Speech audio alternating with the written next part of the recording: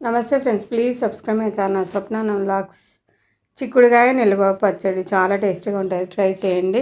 100 గ్రాముల చిక్కుడుకాయలను తీసుకున్నాను. ఇవి నాటు చిక్కుడుకాయలు అంటారు, అంటే చెట్టుకు కాసిన హైబ్రిడ్ కాకుండా నాటుకు చిక్కుడుకాయలు అంటే గింజలు అనేది ఎక్కువగా ఉండి చూడండి, దాంట్లో 5 గింజలు అనేది మనకు కనిపిస్తుంటాయి పైనంగా.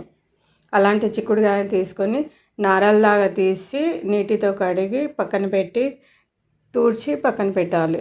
స్టవ్ ఆన్ చేసుకుని ఒక ప్యాన్లోకి నూనె అనేది డీప్ ఫ్రైకి వేడి చేసి చిక్కుడుకాయలను వేసుకోవాలి. నీటి తడి అనేది అస్సలు ఉండకుండా చూసుకోండి.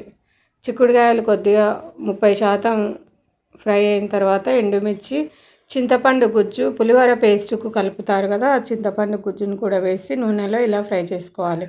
మొత్తం ఇలా కలిపేసి ఫ్రై చేసి దాంట్లోనే వెల్లుల్లిపాయలు కచ్చాపచ్చగా 5-6 కచ్చాపచ్చగా దంచి వేసుకోవాలి.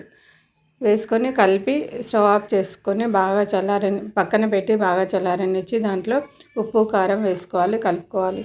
స్టవ్ ఆన్ చేసుకొని ఒక ప్యాన్లోకి జీలకర్ర, మెంతులు, ఆవాలు కొద్దిగా వేసి ఫ్రై చేసి ఆ పొడిని కూడా దీంట్లో వేసుకొని కలుపుకొని కొద్దిగా పసుపు కూడా వేసుకొని దాంట్లో కలుపుకుంటే ఉప్పు కారం వేసినప్పుడు